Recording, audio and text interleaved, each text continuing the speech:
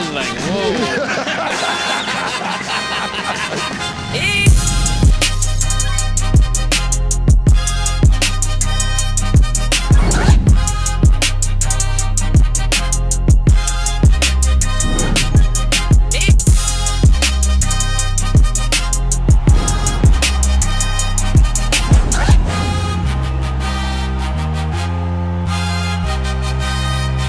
To It Is What It Is. This episode is presented by Underdog. If you're new to Underdog, today's the day. Get $75 in fantasy bonus entries when you play just $5 on fantasy with code It Is What It Is. So Underdog is bringing the playoff magic all postseason long. Every playoff weekend, open the Underdog app to see what promos are waiting for you. So Underdog is available right now in most states, including Florida, Texas, and California, just to name a few. So make sure y'all support the show, hit that subscribe button, lock in your bonus, and start playing today with code It Is What It Is. I'm Treasure Wilson, aka Stat Baby, along with your hosts, Mace and Cam. And today we are joined with our analyst, Michael Irvin. Killa was good, man. Michael Irvin, how you doing, man? It's been an amazing weekend. An amazing weekend.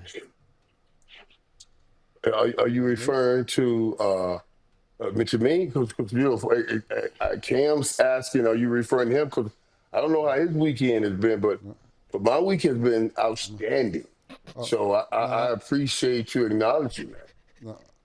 Nah, I just have forgot my name from it. They've been calling me handsome lately.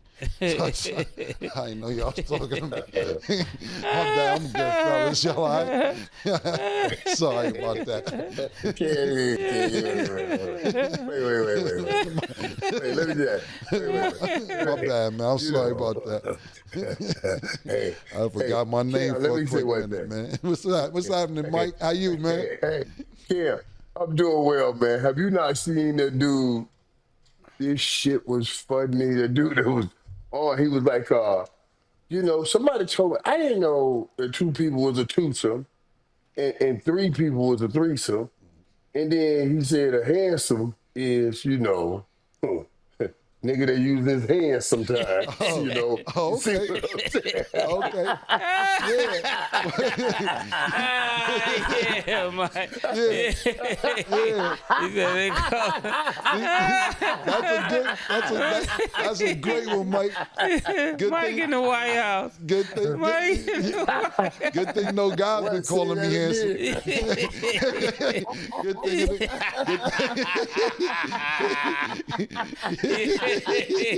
Yeah, Mike. Get that nigga, Mike. Pause. That's a super pause. I don't know. Ain't no guys been calling me handsome now. I ain't been around no guys.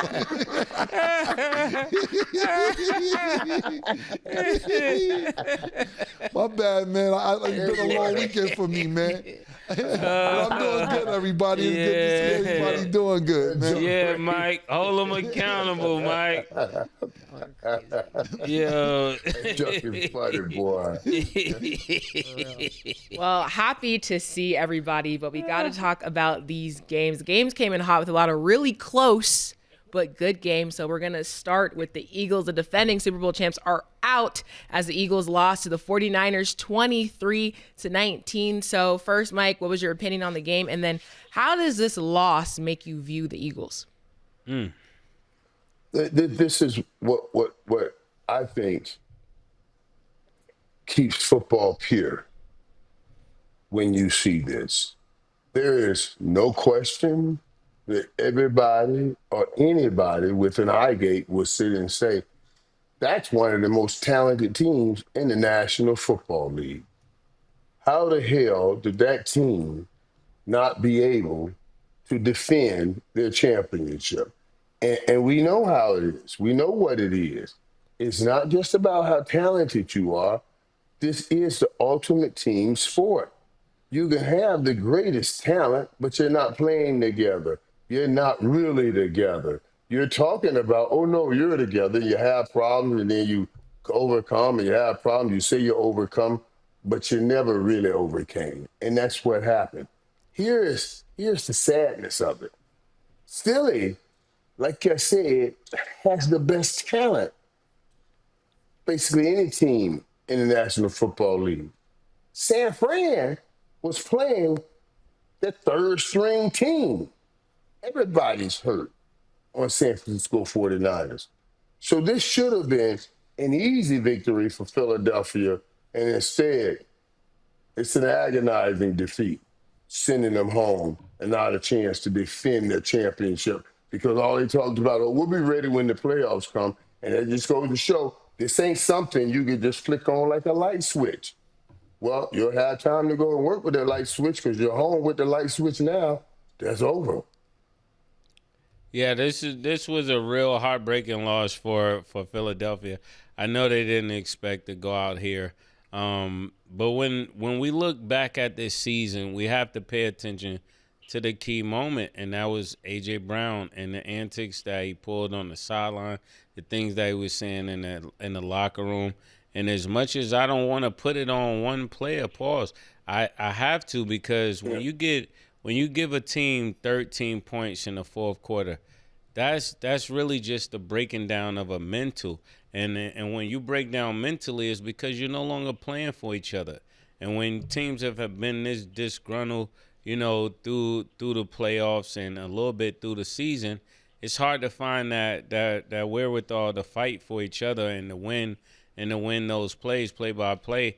And even with Saquon doing pretty good, I'm also ready to just say Brock Purdy is not just a game manager. Whoever said that got to bring that back because in this game he shows that he's not just a game manager to me. And shout out to San Francisco. Yeah, first of all, I want to say get healthy, George Kittles.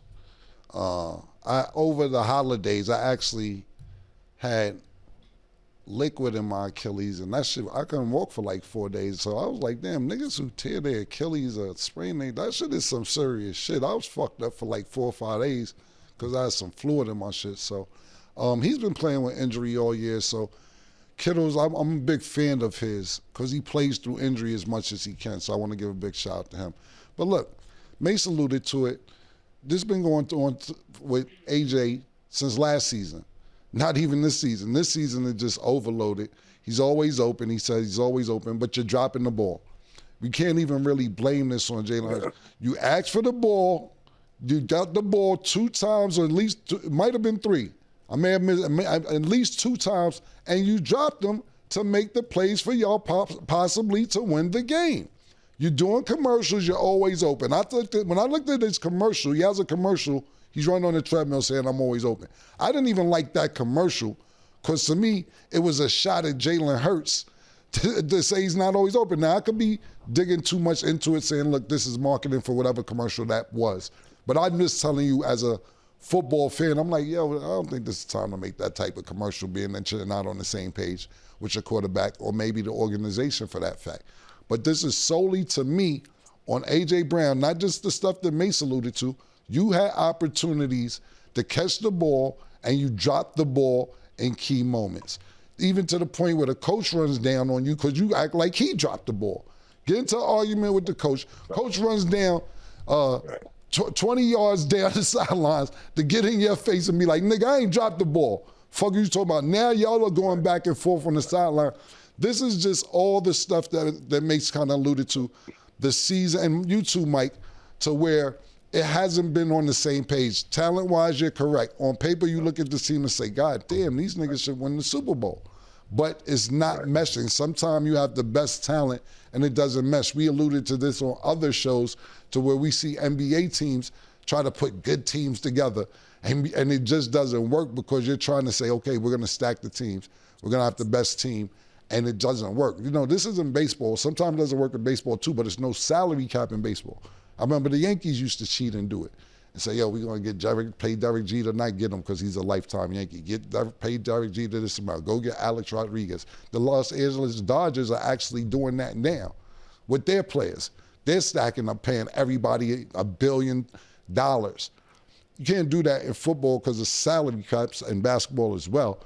But on paper, yes, this team should be at least going back to the Super Bowl, if not winning it. But sometimes attitudes, personalities, everything doesn't mesh out.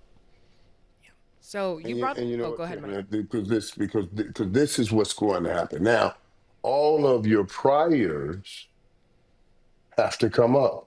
Yeah, what I mean by that, like, okay, when you win a Super Bowl and you say, "Oh, this doesn't feel like I really wanted to feel," and then the next year you're arguing at the coach after dropping passes because you see what I'm saying. All of those prior receipts they put back on the table now and say, "Look at it," you know. So you were the problem, and I don't know if we'll see AJ Brown in Philadelphia again after this. Because there's something that I will be surprised if we see that continue that situation. And what do you guys think about Nick Sirianni making up an excuse for his drop passes in this loss? Like Nick and I, and Troy. I mean, not Troy, but Tom Brady was talking about. It's just the intensity of the moment and everything that during the broadcast. And I would receive that had those receipts hadn't been out there. You see what I mean? Now, it's just the intensity of the moment. Everybody wants to win and go win a championship. I can receive that. But when your receipts are out here saying, man, this Super Bowl ain't what I thought it is. It's more about me, not the Super Bowl. So now, and maybe that's not just the intensity of the moment. Maybe that's, nigga, you dropped them balls. I gave them to you. Don't want to hear that. Give me some more. What do you mean? Whatever. You know what I'm saying? It was something else. Because if for it to be the intensity of the moment, we must first have harmony in the direction that we're trying to get to. So that's why I say, okay, coach said, I'm trying to win a Super Bowl. And, well, you already said, you know what I'm saying? That's all. I love A.J. Brown, but that's what's going to come back and bite him now with these situations. Yeah, you guys all brought up a lot of good points, and I feel like there is a lot of speculation around AJ Brown right now, especially Cam, like you talked about what happened on the sideline and then the drop passes, and then Mike, you bring up a great point because everybody's trying to figure out what will happen to him next. So we'll see. I think you guys kind of have your predictions in for that. But moving along, now we're going to get into the Bills. So the Bills beat the Jags 27-24. Mike, what did you think of the Bills' performance? Listen, when I looked over, and that's one of the things I called, I knew the Bills would win this game, but there were a lot of other reasons too now. First of all, offensively, the Bills haven't seen anybody like Josh Allen, and they're trying to kind of project Trevor Lawrence as a Josh Allen. And I was like, not quite yet. No, not exactly. And Josh Allen, he showed him a Josh Allen. He showed him something different at that time. And this I thought was important. He could not let Trevor Lawrence beat him. No way you could go home when it's the first time that you can get through these playoffs without having to play Patrick Mahomes, Lamar Jackson, and Joe Burrow. That's going to be the statement because the reality is nobody will remember that you've already beat them in the regular season this year. All they'll say is you didn't have to beat them in the playoffs when it counted most. So there's no way I knew he was going to lose to Trevor Lawrence. That's what makes this a whole serious process for Josh Allen. Because if there's any chance of him getting the Super Bowl, this will be the best chance. Because next year, I'm expecting some of them other big boys to be back in the playoffs. He has to take advantage of it. And he did in that game. Yeah, I would say when it comes to this game, I was kind of conflicted in this game because you got home versus home, right? You got Jacksonville playing New York. I know Cam doesn't think this is New York, but I'm going to go ahead and say it's New York. I like the fact that they snapped this 33-year losing streak, most of all. That means they haven't won since I don't even remember what year that was, 33 years ago. But just to think about the 4 league changes in the fourth quarter, this was a really, really, really good game. And it just seemed like it came down to the same thing it's been coming down to most of the playoffs, and that's kickers either winning it or losing it. So we got to put some respect on these kickers, name, and stop acting like they just not a part of the football team. We need to start buying them Rolexes, giving them Bentleys and stuff like this, because they're going to make the difference in these games, like especially when these teams are playing down the wire the way they are. It seems like these kickers are becoming way more valuable than they have been in times past. So I'm looking forward to some outstanding contracts being given after this year, especially the kickers. I don't know why you would give them outstanding contracts, because they've been fucking up like a motherfucker this whole season. That's the last thing a kicker is getting is an outstanding contract this year. Fuck is we giving kickers outstanding contract? If these they kicking good, they gonna get that money. Been no good kickers this year. They should be getting a pay cut. That's what the kickers should be getting, is a pay motherfucking cut, if anything. But I will say this. Big Josh Allen, nigga. Yo, listen, man. Josh Allen, I never seen a 10-yard push tush. Yo, my nigga. Josh Allen, this game, I don't know if you watched this game, but if you didn't watch this game, anybody who didn't, just go watch the fourth quarter, man. Yeah. I watched this. Mace, you didn't watch the game, Mace. I know you didn't watch the game. You go watch the fourth quarter. I watched the game. Okay. I'm not even gonna quiz you. I believe you. Yo, listen. It's how in basketball we always talk about, like, yo, football, you can't. It's not like basketball. You can't just take the ball. It's a team thing, and everybody got to be involved. In basketball, you could just get out there. Josh Allen did some basketball shit today. It was a 4th and 1. Josh Allen said, yo, give me the fucking rock and move, and did a 10-yard push tush, pause. I've never seen, look, Jalen Hurts and them niggas perfected it. They do a decent job. Pittsburgh with it, with the brotherly shove, all that shit. Listen, 10-yard push. Josh Allen, strong, 6'5", me nigga said no. Like you said, Mike, his attitude was, not this nigga, not this Travis Lord. Y'all niggas is trying to play games. Y'all niggas is playing games with my name at this point.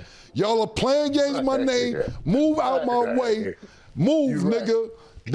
That's what happened in the last 4 minutes. Not only that, before he even got to that situation, with about 2 and some change left, it was 1st and 10, but the pass, Jacksonville had the #1 pass rush in the NFL. So, Buffalo came into this game as underdogs, and then Josh Allen never won a road playoff game as well. So he had that scrutiny underneath him. But he had the pass attack on him. I forget the defender's name, but he threw it off 1 foot, 35 yards. I'm like, what kind of arm this nigga got? Dropped the ball right in his arms, and that's what gave them that go-ahead drive for them to even get the 10-yard touch push, and then ultimately get that one game-winning touchdown. I was saying to myself as well, because I don't know if a lot of people know who Cam Little is, who plays for the Jacksonville Jaguars, who has the 2 longest kicks in NFL history. So I'm sitting there saying to myself, damn, it's a lot of time left on the clock, right? So even if they get the ball up the field, all they got to do is get it to about the 50-yard line, and he has a legit shot of making a field goal. Even if they get it to the 50, it'd be a 65, 67-yard attempt. But he has made those type of field goals before. So when they got him on the 23-yard line, I'm talking about when Buffalo kicked it, and Jacksonville had to start on their 23-yard line, I was like, okay, at least they didn't get a touchback to where they'd be on the 35-yard line. But Trevor Lawrence came out and threw that interception, and that's what sealed the deal. But this game was very, very good. All the games were very, very good. I think Trevor Lawrence did a very, very good job. Not the best job. That interception at the end was kind of cost them the game.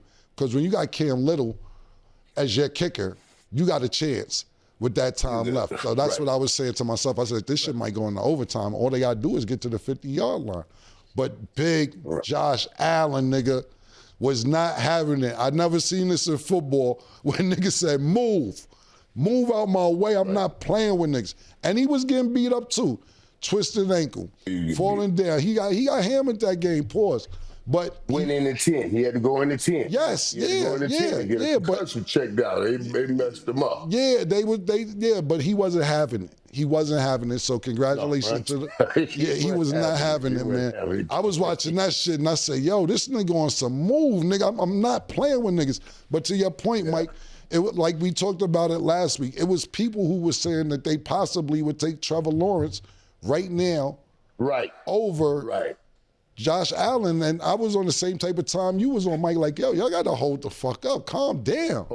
Yeah, calm down. And I'm pretty sure if me and Mike heard it, then Josh Allen heard it. Yeah. You know what I'm saying? And he took matters into his own hands. So it was a great game to watch. Big shout out to Jacksonville. You know, considering where they were at a few years ago to where they're at now, winning the division, they got a bright future, but that could not have happened, like you said, Mike, to Buffalo, because like you said, that's the one thing that everybody is talking about. And they didn't say it like you. They said, like you said it to where you said it didn't matter. With a lot of people saying if Josh Allen does win the Super Bowl, he did beat Mahomes, Burrows, and Lamar this season. So they're throwing that on a resume, but you made a great point. It won't matter if you don't win it all. Right. And again, the one last thing that you were talking about, that man, when I was talking about Josh and everything, I thought, and I even tweeted about it on X, I was like, that was stupid. When they scored, nigga, it's a minute and 2 seconds. Mm-hmm. It was first down on the 1. Right. I was about like, and they used their last time out. I was like, okay, just snap the ball and fall right where it is. Mm-hmm. Stay 1 yard. And let that clock go all the way down to 15, 20 seconds. Right. And then snap it again. This joker getting kicked from Egypt. Right. And I said, boy, they just messed up. That was stupid. And I thought that was going to cost them, but Trevor Lawrence, didn't play great late. He threw that interception, and that killed the game. But yeah, I thought for a moment it would cost that game. Right. Yeah. So now I'm curious, before you go on to this next game, how much pressure do you guys think is on Josh Allen to win it all? Because like you guys said, people were trying to compare him to Trevor Lawrence, which they're really incomparable, and getting the teams and stuff mixed up. Now that he's moved on to this next round, how much pressure is on him, Mike? And it's interesting in this because it's how history is going to remember it. Like, this is probably Josh's worst damn chance. You know what I mean? Even though history thinks it's his best chance because those top quarterbacks aren't in it. I say it's his worst chance because of the team he has around him. But yet the case is what it is, You got to get that team through the New England Patriots, through the Denver Broncos, and all the hits that Josh Allen took yesterday. That he gets through this playoff, he's going to feel like a Superman that ran into kryptonite in every round. You see, so yeah, that's the pressure on him because he can't let these young guys pass him. You were next up in line, or you were right there, and those guys and you don't get yours. Yeah, you can't let the next dude come up. So all the pressure. If you ask me, which quarterback has the most pressure on him through this whole playoffs, we got to talk about the same Superman we were just talking about. That's Josh Allen. Yeah, I think the pressure on Josh Allen is insurmountable. If he doesn't get it done this year, I don't know what to say. You always run into Patrick Mahomes. He's not in the way. What would be the excuse this year? I don't think he would have an excuse, even though you say it's his worst chance. I really believe it's his only chance. I believe as this football career goes on teams are only going to get better. The younger guys are going to get more seasoned and more veteran. So this is your window. I think when you get an opportunity like Eminem, you can't miss this opportunity. This is that opportunity. This is that moment he's been looking for. And whenever it comes, he's going to have to be like Kawhi Leonard was one season where he just put the team on his back and did it himself. I mean, I remember one season even Cam Newton got this close to pulling it off by himself, so I think he could do it. I don't know if Cam was by himself. They had a crew. But Cam Newton was the MVP that year. Yeah. I seen an interesting, it's a good question, Stack, because I first of all, to answer the question, I don't think any quarterback has more pressure on them than Josh Allen. But I seen an interesting debate between my brother Stephen A. Smith and Ryan Clark on First Take. And it was a dope debate because Stephen A. Smith has said, and pardon me if I don't get it verbatim, because Steve will call me and be like, yo, I didn't say it like that. That nigga call me up in a minute and correct me. So pardon me if I don't get it 100% verbatim, Uncle Steve, he was saying that if Josh Allen doesn't win it this year, you can't put all the fault on Josh Allen. It wouldn't be his fault because he does what he's supposed to do. And there's other pieces around him. And Ryan Clark's point of view was, well, why the hell not? You can't. Why the fuck not? You can't put it all on Josh Allen. When Lamar Jackson doesn't win, you put everything on Lamar Jackson. They don't remember that Zay Flowers fumbled in the end zone. They don't remember that Mark Andrews didn't catch the pass. They're not going to remember that the kicker didn't miss the field goal for y'all to go to next round. All they're going to say is Lamar Jackson didn't get it done. Why, if they could say that for Lamar Jackson, they can't say that for Josh Allen? And I was like, that's a good point. That was a very, very good point. And it's just like that. When you're the quarterback, like we said, even though we know it's a team game, it could be drop passes, it could be a missed field goal, it could be somebody fumbling, etc. You are held responsible in the public eye when you're a good quarterback, a superstar quarterback. Let's correct that as well, because sometimes you'll be like, you're not really going to blame Jalen Hurts right now. You know what I'm saying? It's more of what's going around the Philadelphia Eagles, because you don't really consider Jalen Hurts, I'm talking about in the public eye or football analyst eye, as a top 5 quarterback. So when you're the top 5 quarterback, you're held to a higher standard than the average quarterback. So majority of the time, you're going to get the blame when your team doesn't win. But to answer the question, Stat, yes, I think the most pressure on any player, not just quarterback, is Josh Allen to win this year. Yeah, I think that. Okay. We're going to go to break. When we return, we will get into the Bears versus the Packers. Don't go anywhere. Like, whoa.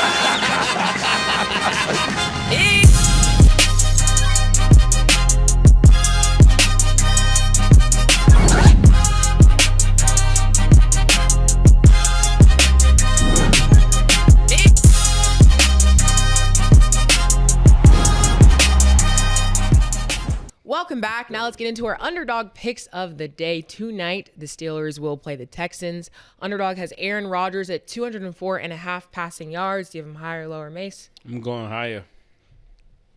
You got to go higher. DK Metcalf is back. He better. I'm going to go higher as well. Okay. DK Metcalf is at 55.5 receiving yards. Do you have him higher or lower, Cam?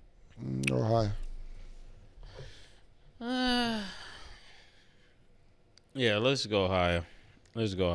Okay, and CJ Stroud is at 228.5 passing yards. Do you have him higher or lower, Mace? Definitely, yeah, higher. I'm going lower. Okay, make sure y'all download the Underdog app and you can make your picks too, and we'll get into that prediction later on in the show. But time to get to the Bears. The Bears beat the Packers 31-27. Mike, from what we've seen... That nigga DK better show up and do something. He has to. He has to. Yeah. The time is now, like we've been saying. Like with all that other stuff. Hey, boy. The only way, I tried to make them forget. When I got back my first game, I tried to make them forget about it. I got caught in that hotel. Nigga, I was trying to catch everything. You hear me? You got to try to catch everything. I'm talking about right now. That's the only thing. You get dude. So yeah. All right. Go ahead on. Nah, you're totally right. No silly business. We don't got time for it. Now's the time. I'm with you. And not only that they won without him. I know, cause sometimes you just. But I ain't gonna put that out there. We'll get into this prediction like I said later. Mike, real quick. Yeah. You wasn't on the show. Stat is going to the Miami championship game. I was saying that I'm just telling you, I told her I was going to tell you this. I meant to call and tell you, but this is a good a time as any. Stat went to the University of Miami for 4 years. They didn't do anything. They were terrible. She went to the games. They were terrible. Soon as she left, Cam Ward got there, number 1 NFL draft pick. Now they're in the championship. I would not let her attend. You said we can't risk bringing her. I can't risk bringing. I would not let. I wouldn't let her come, Mike. I wouldn't let her go. I would keep her out the building. I'm telling you now, Mike. Keep her out the building. I'm telling you that. I'm telling you, Mike. If y'all got any chance to win against them grown ass men, keep her out the building, man. I'm telling you that now. Y'all will not win if she attends the game. She's going. I'm telling you now. See, like, why he had to put that in the, like, we know. Okay. When I went to the homecoming game, we won. I'm not even trying to do all that. Okay, Mike, don't say I ain't tell you. When we come back that next week, don't say I ain't say nothing. Man, I ain't finna say nothing when I'm at that game, but you will see Mike, and that's what matters too. Yeah, because when Mike there whipping ass, they win. When you there, they don't win. We did win. You won. Literally, the game that I went to, we also won. What I'm trying to say is all of this. it, all the good, Be all careful. the things. Don't come in pouting. Don't come in pouting on that Monday. Yeah, Mike. Man. You're gonna need your blanket Yeah, back. Mike, don't come in here and say you don't want to speak to her because I told you this. All right. They just mad over Ohio. And Just take the belt with you. We geared up and ready. Take the belt with We you. are geared up and ready. Yeah, maybe I'll bring mine too. Maybe you need to get a Miami dashiki or something. I'm telling you that now. Yeah, One of them we We Poncho. don't need one of those. Get a Miami rain No, we jacket. don't need one of those because we saw what ponchos happened you in had. this Poncho, team. that's what it was, murder. No. Poncho. We are leaving the Okay. poncho. We saw what happened with that too, Okay, but all okay. respect. Look, Mike, this supposed to have been between me and you. I'm just giving you a heads up. That all. If you see Stat cross that bridge, Yeah, get you one of these, she Mike. end up there. Mike, get one of these. Go down. Telling you, know. telling you that right now. You see Stat had the beads in your hand. Don't let them put you in the same box as Slut Rock from Flintstone, that unlucky joker that broke everything. You ain't that. See, and we're not gonna do that. Thank you. That rock Thank is you. crazy. We're here. That's all I gotta say. We're here. So I ain't worried. Okay. See, he So that's laughing. gonna be He the laughing a case. lot now. That's good. So that's gonna be the case. That's the case. Now we're gonna have to ask you to refrain from showing up. Mike, this ain't the time to try it, Mike. Yeah, this ain't. Mike, this is No, not we the don't got time nothing to to be- try this, Bruh. Mike. This is not This the is time. not the day to go rolling the dice. Yeah, you right. This is not the day, Mike. Not the day. You can watch from home, Stat. Let her watch from the Why? what they call it, Why? the tailgate. Why? Keep Stat at the tailgate. But I Okay. think if she's anywhere close is a problem, Killa. Yeah, listen, they gonna kill her on the social media. They trying it. I'm Shout out telling to you that. Miami. And lose by 16 with Stat there. Shout out to Miami. That's all I'm gonna My say. goodness. I'm not even receiving that energy. We don't do that. Okay. Do that. Okay. Okay, on to the Bears. They beat the Packers 31-27. Mike, from what we've seen, how far do you think the Bears can go, and then how do you feel about this Packers loss? I expected the Bears to win this game. I picked the Bears to win this game. I'm gonna tell Mike, you why. hold on, man. You said you Myself. trusted them the least. That was your Yeah, exact take. Mike. You said you trusted them the But least. let Then May said North Carolina. You was like, oh yeah, North Carolina. Go ahead, Mike. Go ahead, man. Yeah, Go ahead, Mike. Come on, But Mike. I picked them to man. win. Let me tell you why. Let me tell you why. I'll tell you why. I'll tell you why. I'll tell you why. I ain't got no problem with it. I ain't just saying stuff. I'm gonna put some thoughts on it before I drop it out. You know what I'm saying? But for real. I think about when I sat down and analyzed this game, I thought about Caleb Williams' development. I thought about, Oh my. okay, the thing that he has and he does naturally. Seriously. This is how I broke it down. This is how I broke it down. I said, okay, now they won six or seven games, last minute games, and he made those plays.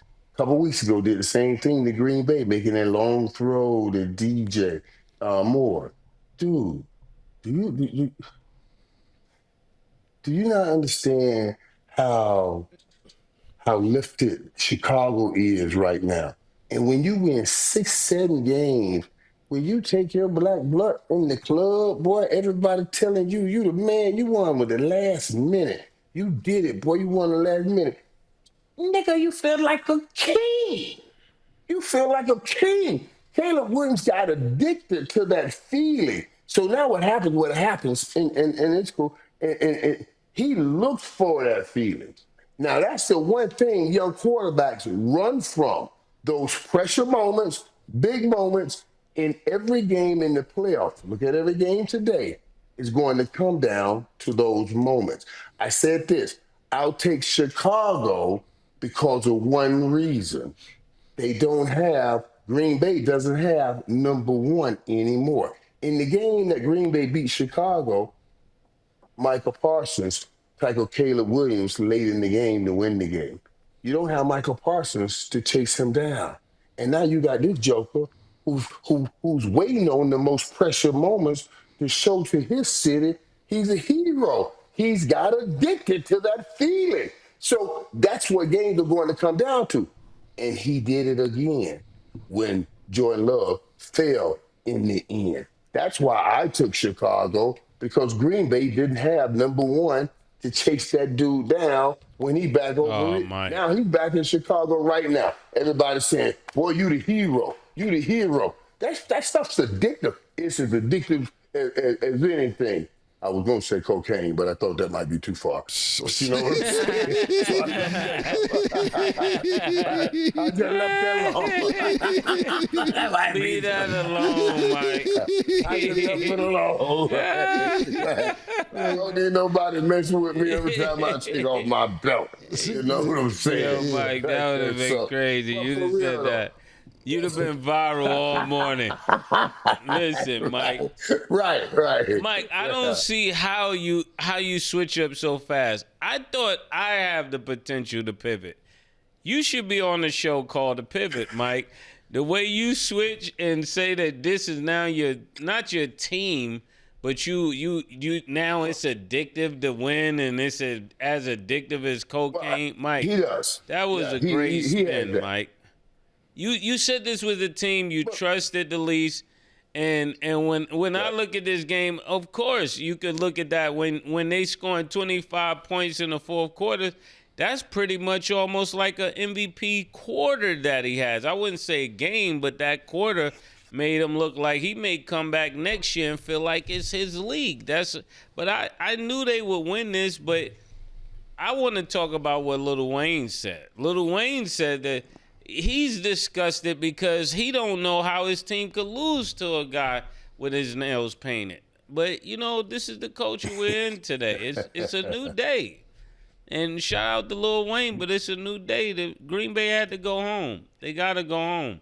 And this type of team, because it's two young quarterbacks, I wasn't putting a lot of stake in this. I don't see them going past the next round. But great win here, and next year – it could be his league. Who knows? I'm going to go like this, man. That's the Caleb Williams right there, nigga. That's his move. That's the Caleb Williams, nigga. Yep. Caleb Williams, nigga. That nigga cold, boy. You didn't even know his name last year. You right. I know. I'm going to keep it on, and I learned it in the last 5-6 weeks, I tell you that much. That nigga, Right. that nigga right there, boy. Listen, man. I tell look you, at Mike. because it's a fact, man. He's addicted to Yo, it. my Cam. nigga. He's addicted to No, it. no, Cam. no, no. Now He's I'm going. addicted Now to before I it. tell you Yeah. about, before See, Mike, this nigga is not your friend, Mike. man, I could never get a turn on this show. I could never get a turn. Line stuffer. First of all, Mike, you said you trusted them to least. I'm not jacking that shit you talking about. Yo, you get addicted to winning when you're in the club. Who the fuck said Caleb Williams in the club? That's what you used to do. Caleb Williams don't look like he go to the club. I remember he lost and said he wanted to go home to his dog. That's part of the reason I wasn't fucking with the nigga. I ain't like his attitude. The reason why I like Caleb Williams right now is because that nigga was mad. I seen the nigga on the sideline barking on niggas. Nigga, yo, fuck is we do? Yo, he was mad. I'm like, okay, that's the aggression. That's what I'm talking about. He flipped out it like 3-4 times on the sidelines, man. I'm like, that's the aggression right there. The nigga had 194 yards in the fourth quarter. 194 yards in the fourth quarter, my nigga. This is seventh game winning drive, second time with Bo Nix this year. Mike, you brought it up earlier. He did the same thing to Green Bay a couple weeks ago. That Chicago Bears team, you have to play them for 60 minutes. You have to play that Chicago Bears team for 60 minutes. Swift, nice. Swift, nigga, them niggas, you have to play them. You cannot get comfortable thinking that you're up. This is the largest Bears comeback in playoff history ever. They're down 21-3 at halftime, and you're thinking, damn, this shit is pretty much over. Jordan Love looked really good, but Caleb Williams looked like a step above. And I was saying to myself this weekend, I called this weekend Boys to Men.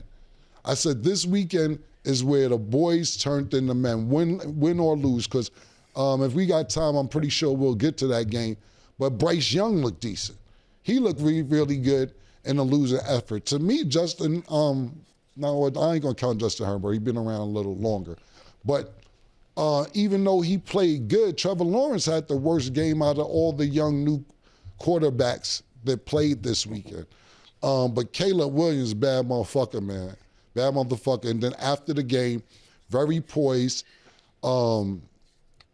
knew how to talk, answered it, said we have to win next week. I'm like, oh, he trying to go Barack Obama on niggas at the same time. This nigga was on the sideline barking at niggas, throwing the ball, chilly outside, then go Barack Obama on the speech. Oh, you trying to be the face of the league, nigga.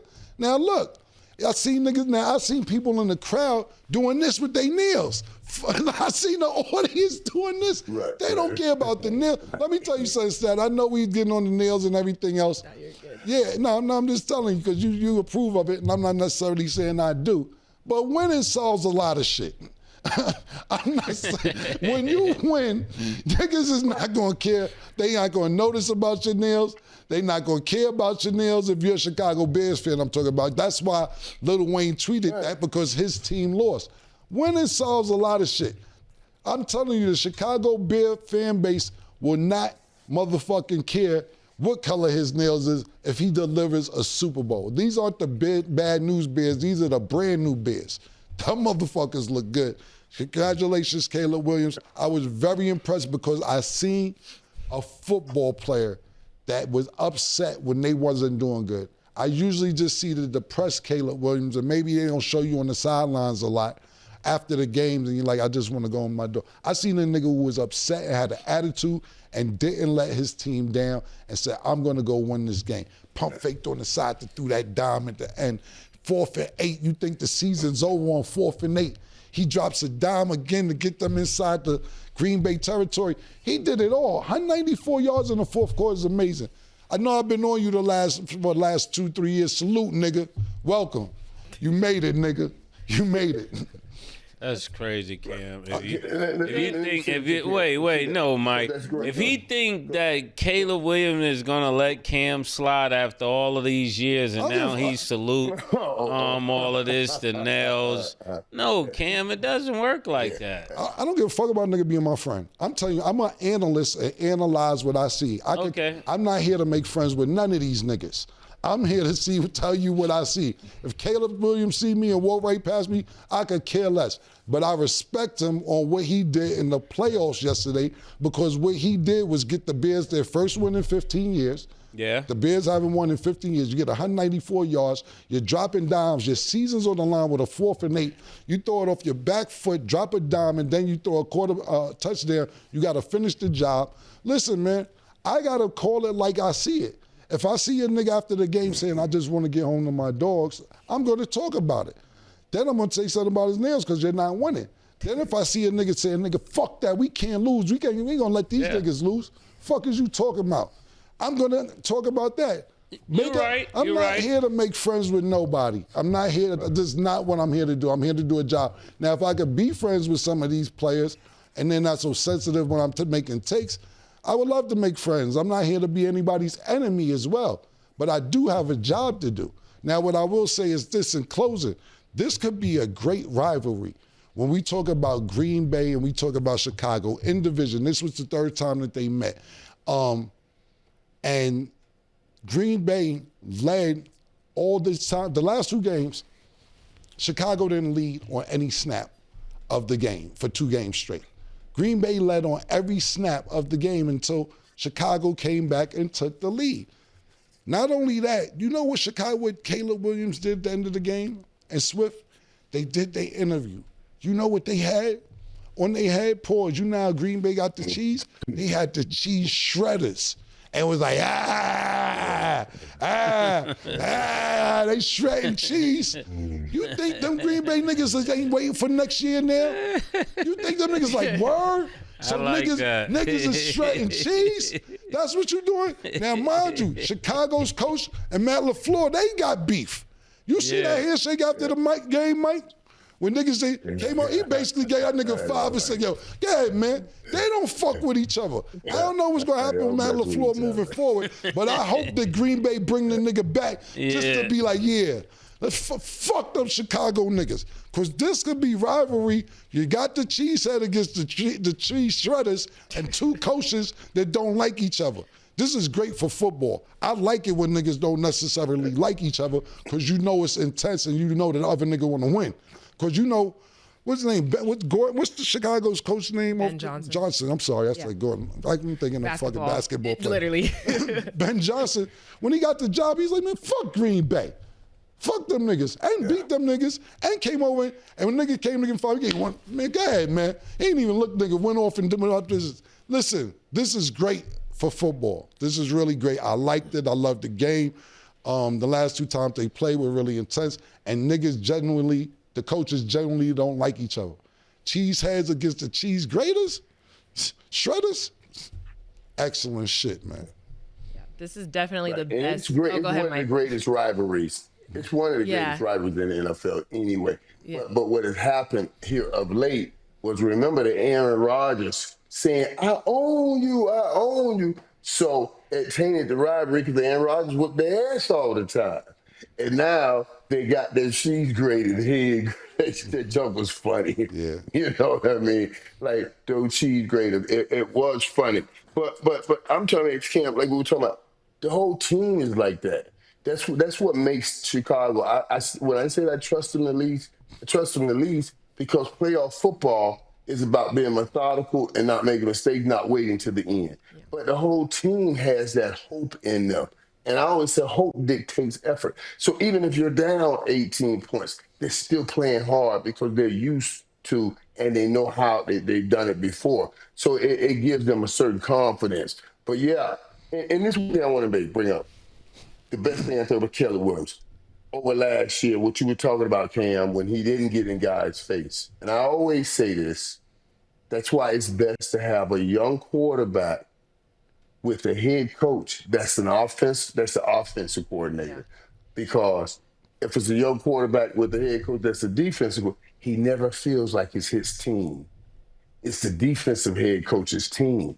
But when it's an offensive head coach, him and Ben Johnson are one. So when Burden, when he threw that interception and Burden didn't run the post, he kind of went up the field instead of coming on that post. He was like, run that damn post. Why you run? You know what I mean? He was telling him.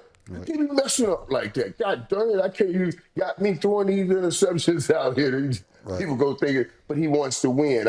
I picked that up too. You can feel the intensity. It's a difference. It is a difference, like Cam said. When I saw you doing this and then hugging your mama, hugging your mama over there, she holding your head. I don't want to see that, but I don't mind seeing you say, "Dude, let's go. I want you running right here. Do this right here." Now you look like somebody can lead somebody. So it does show up. Yeah. Yeah. And then, Mike, I know you give credit to Ben Johnson for his offensive coordinator background, but like even just him being a first-time head coach in general, like the Bears' ceiling is super high, and I know that they're super excited. And like you guys are both talking about, one of the best rivalries in the league. So they have a lot to be excited about, but we're going to see if they can take it all the way. So we'll see what happens. And then next, we're going to get into the Patriots. They've been staying on top. They beat the Chargers 16-3. Mike, what was your opinion on the Chargers gameplay and then the Patriots win? I was shocked, actually.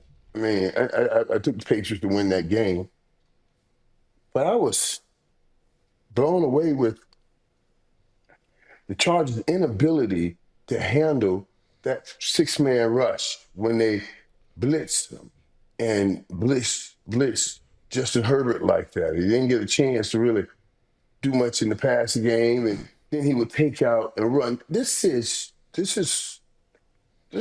Harbaugh. You know what I mean? He's one of the good young quarter coaches in this league that played quarterback. And for them not to be able to come up with an answer for that that blew my mind. I mean, I thought it would be a tough game. I thought New England would win the game, but I didn't think in any way that I would ever see Chicago see the Chargers look like that against that blitz defense with the quarterback Jim Harbaugh being the head coach. You know, that's what killed that game for me. That's what killed that game for them.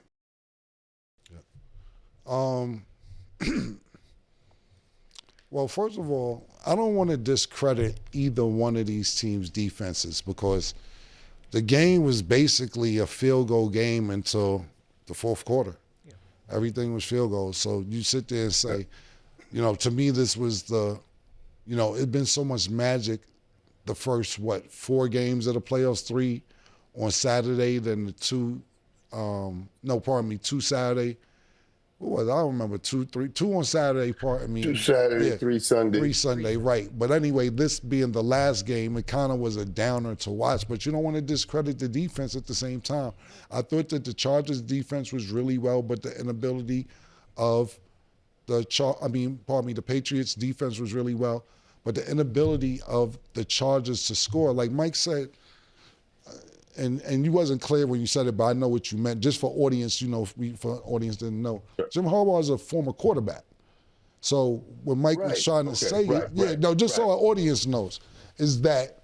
Go ahead. Right, is that it's really unexplainable how Justin Herbert had this bad of a game. And now we know he's under pressure. He got sacked 6 times. He got rushed up pretty well. But it was times where he had a lot of time in the pocket, but he wasn't getting it to the receivers. And it seemed like they didn't want to take chances. And when they had one-on-one coverage, sometimes you got, with your best receiver, you got to take a chance. I know, Mike, if you got one-on-one coverage, I know you think if it's triple coverage, you getting the ball, let alone one-on-one coverage. You got to take a chance, especially when this is your last game, do or die. And it just didn't seem like a sense of urgency to me for them to make something happen offensively. Shout out to my man Church, and we walking in here to work this morning, and we was like, yo, man, it just seemed like Justin Herbert ain't the nigga he was, because I'm in the Justin Herbert business. All season, I'd be like, yo, Justin Herbert. I argued with a nigga that told me Geno Smith was better than Justin Herbert. And I was like, yo, my nigga, you got to chill. But yesterday was such a pathetic effort, and I don't want to say and blame it all on Justin Herbert because we know a lot goes into it, but I didn't see a nigga that wanted to take the game into his own hands. And I would never put him in the category of Josh Allen, but that's a nigga who said, I'm taking things into my own hands. You know, even to young Caleb Williams on the sideline yelling and people saying, we cannot lose this game. And sometimes you need that from your quarterback. And I just didn't see that. So I'm not putting the blame all on him. But I totally agree with you, Mike. Being that Jim Harbaugh is a former quarterback, it should have been a sense of urgency or something, or a better game plan coming into that game. But congratulations to the New England Patriots, and they're moving on. So congrats to them. Drake May played decent too, and I thought he was smart. Used his legs a lot as well. I think he had 65 rushing yards on top of the 200 plus yards that he had passing.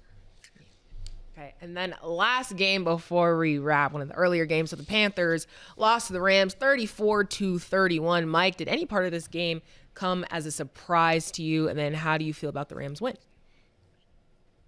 It did, because I believe the thing I stated going into the game was the health of Devontae Adams should determine it. Both this was going to be a great game, man. With Michael Jackson and J.C. Horn on one corner, and Devontae Adams and Puka Nacua at the wide receivers. I mean, that was a phenomenal game. And and it kind of took the pattern of the last time. Rams looked good early, and then here comes the Panthers coming back, and the Panthers actually had the lead. And I thought at the time, like they had won before, I said they're about to beat the Rams again. Couple of things that I thought was interesting. Mike Jackson playing Devontae and Devontae. Mike Jackson's from the U. Great young corner, great cornerback. But when I'm watching that game, I wanted to just stop and give a lesson to young receivers, because some corners read the receiver, but some corners, like Mike Jackson, reads the quarterback, and it's called cluing. It's called cluing. That means if I'm playing cornerback, I'm looking at the quarterback. I'm not even looking at the receiver to determine how I'm going to react. So if the quarterback takes a 3-step drop, I know he's going to throw a route somewhere 5 to 6 yards. He's going to throw a slant, a quick out, or a quick hitch. So once he stops at 3 steps, I drive. If the quarterback takes 7 steps, I know that's a 20-yard in, because he's going to take 7, hitch up. I got to run down and come in out of route. So then I sit at set 15 and 20 yards. This is what Mike Jackson was doing, and he was giving them fits. I was screaming at the screen, because whenever I get a guy that I notice cluing, now I'm not running a route trying to fake him out. I'm running his ass over. You understand what I'm saying? Like, you try to look at the quarterback, okay, I'm going to run your ass over. That's best what you look at. So I was like running to the joker, because they were stopping them. That's what was killing them. They couldn't pick up the cornerback cluing. And they were making plays. But in the end, Stafford made the plays. They made the plays. And that boy Puka Nacua is just a bad boy, man. I've been talking with people. I don't know why we don't want to people really don't want to make him. He's a top 5 receiver. Think he's a top 5. I said, yeah, he's a top 5 receiver. I can't help it. Y'all see the man, he light, bright, looking kind of white. Y'all don't want to make him a top 5 receiver. You know what I'm saying? The man is what he is. He deserves to be in that hole, So yeah. Yeah, that was a good game, dog. Y'all can say what you want. All the games, we had some good games. That last game, like Cam said, probably was but every other thing, it was a great weekend of playoff football. Yeah, when it came down to it, Matt did what he was supposed to do. We knew earlier last week when we was talking about this game that it was going to boil down to experience for me. I knew that was the major thing that I kept trying to share all through the week, that these teams are young. They're gonna play well, but the thing you need them to do down the stretch can pause, and it's only going to really come from experience and veteran play, and that's exactly what happened. You got a young quarterback that great turnaround for, North Carolina, just thinking about where they were just last year. This is a great step up from last year, selling tickets for $1, offering food, all of that. They made a major turnaround. So even to be this close to winning this type of game and to be in the playoffs after all of that is a win for them. And I know this speaks to the mediocrity of this year, what we've seen on this panel from guys like Mike and Stat and Killa at some time. I'm really immune to it, but I'm actually gonna say this. It just boiled down to Matthew Stafford for me. You know, we always say, at least I say, that it's the first quarterback to 225. It doesn't matter who it is. You just pay attention to the numbers. The numbers don't lie, and I'm just happy I could add that to the stage of analysts at this time. Shout out to the Panthers. I think, Bryce Young, you did a really, really good job. Even to the very last play for the Panthers, he passed the ball and the nigga dropped the pass. When he had a chance to go up the field, it was 4th down and the nigga dropped the pass. He threw it a little low, but he could have slid. Yeah, he could have slid and caught right. He could have slid and caught the ball. So I think that the Carolina Panthers did really, really well. I know Mace was being sarcastic when he said it, but I thought they did really, really well considering where they did come from last year. We know they beat the Rams earlier this year, but nobody really gave them a chance to win this game. I was like, yo, wait a minute, this nigga, even when Bryce Young was scrambling, nigga scrambled for a touchdown before halftime. I said, hold the fuck on, this nigga running. They look really good. It got to a point, and I don't mean to be like this, it looked like it was niggas versus white people. I didn't know. Word to mother. I was like, that's what it looked like. I was like, okay, look, Carolina Panthers got some niggas on there. I see niggas hurting. Yo, they have some strong niggas. I said, yo, this some niggas. This black versus white right now. Okay, I don't know who I'm rooting for because I'm a Matthew Stafford fan, but it seemed a little. It wasn't racist or racial, but it definitely looked like I was watching some niggas play against some other play against not necessarily all niggas. And I said, I wouldn't be mad if Carolina win this motherfucking game, man. But big shout out to them. But it boils down to, like May said, it definitely boils down to Matthew Stafford. You come back on this game-winning drive, and I don't remember how much time was on the clock, but you don't even throw it to the receiver, throw it to your tight end Parkinson, essentially for the game-winning touchdown.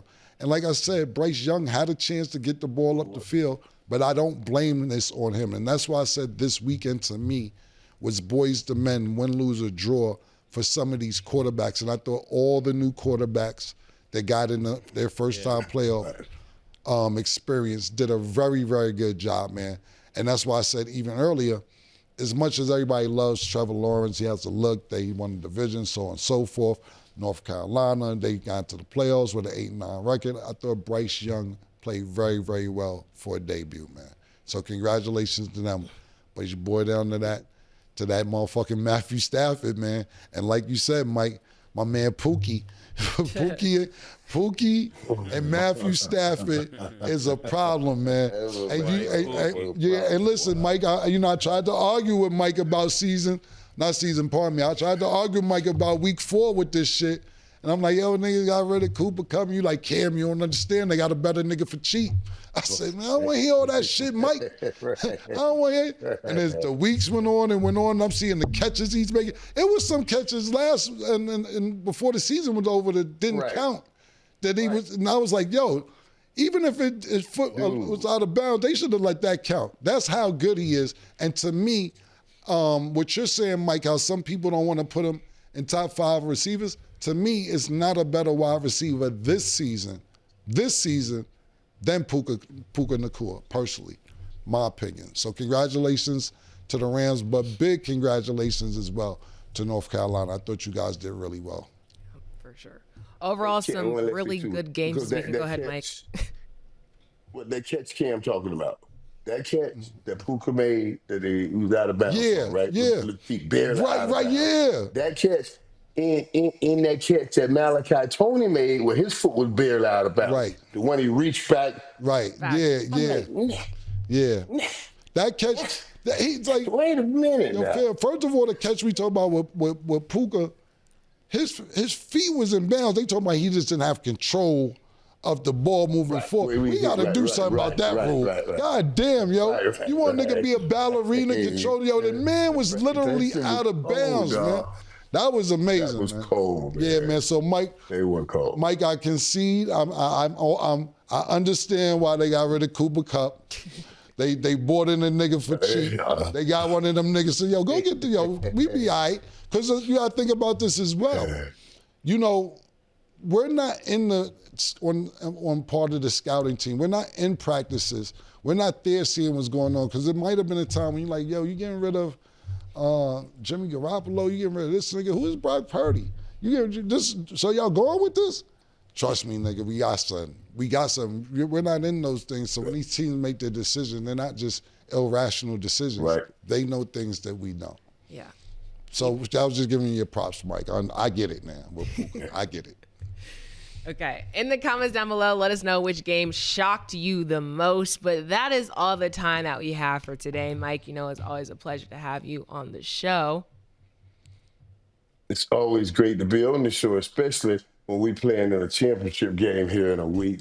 But, we'll talk about that some other time. Told you what not Like to it's do. too early and you inviting Stack. Keep it up. Keep it up. Hey, yo, Somebody Proud got to win. alumni. That's what we are. Yeah, let's keep it 100. Let's keep it 100 real quick before we go, because we don't really get indulged in this. The championship game is coming up. Congratulations to Miami. Do y'all keep it? I know you said. Do y'all really think y'all got a chance?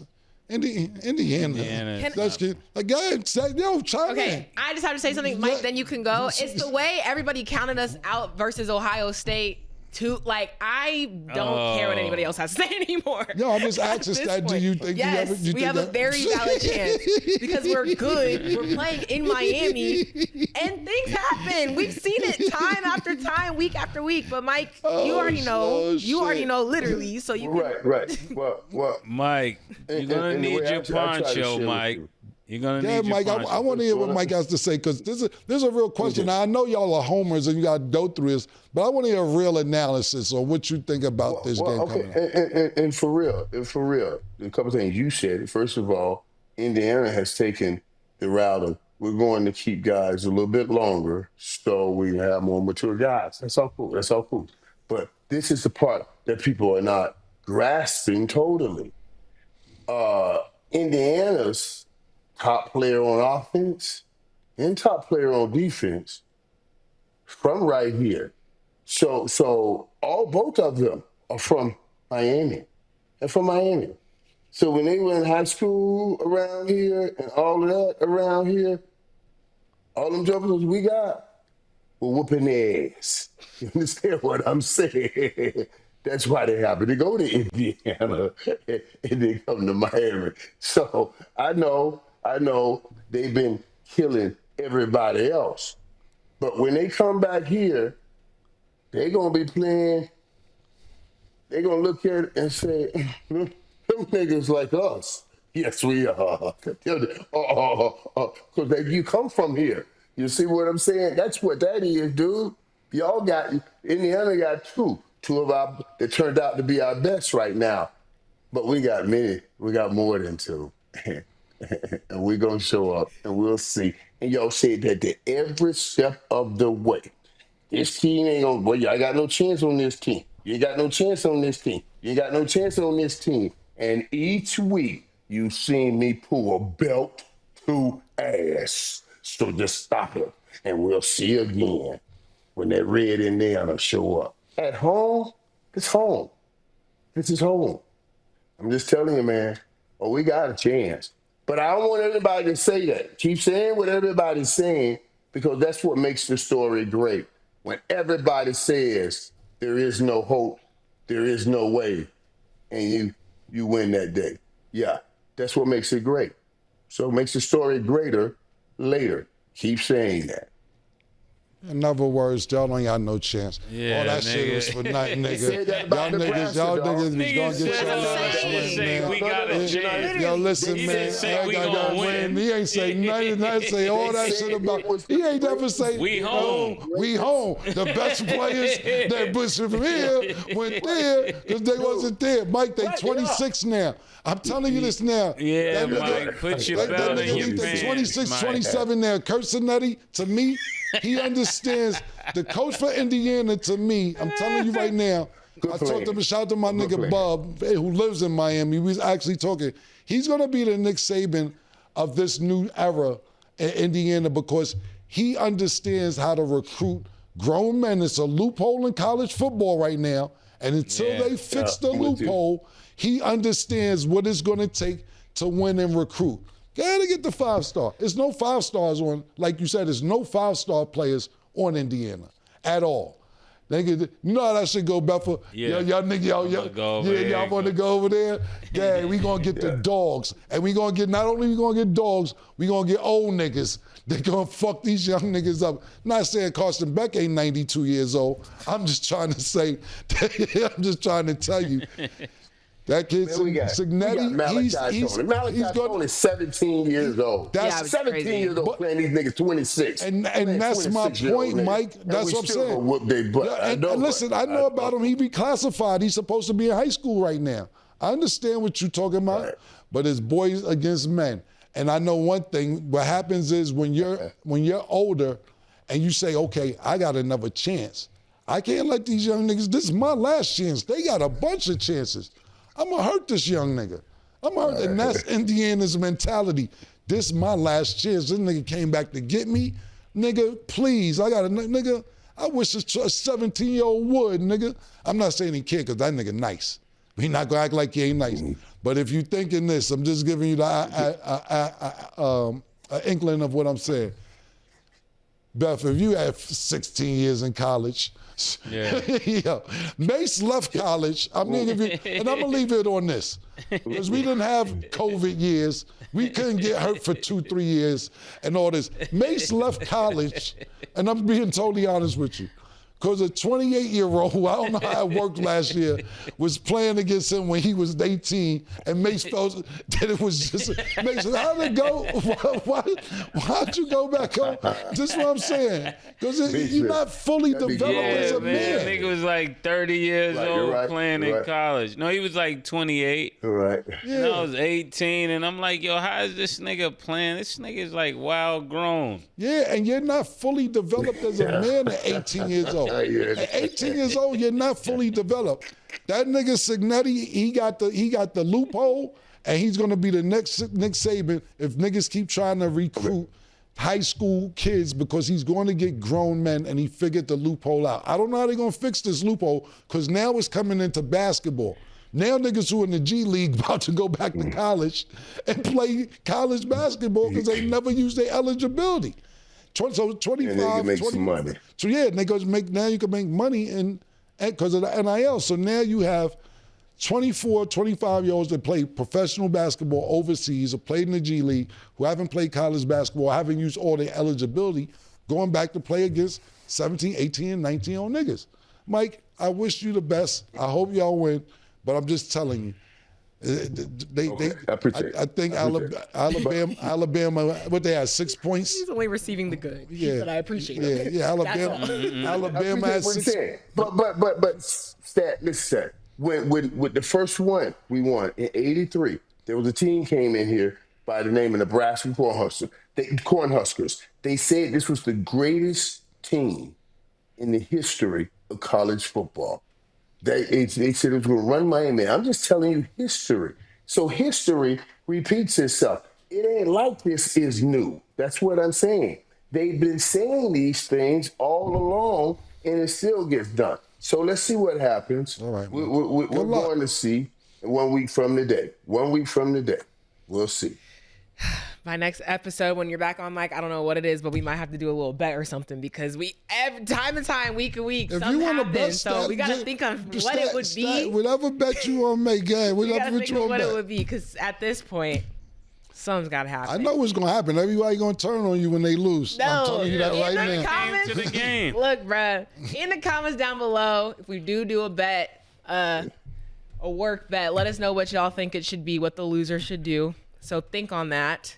Mike, and be me and Mike. Keep Stat out the arena, Mike. Keep Stat out. I'm going to get Stat security because walking out of there is going to be bad. Walking out that arena is going to be bad. I'm claiming that. Shout out Miami. You already know what it is. But thank y'all for watching. And as always, it is what it is.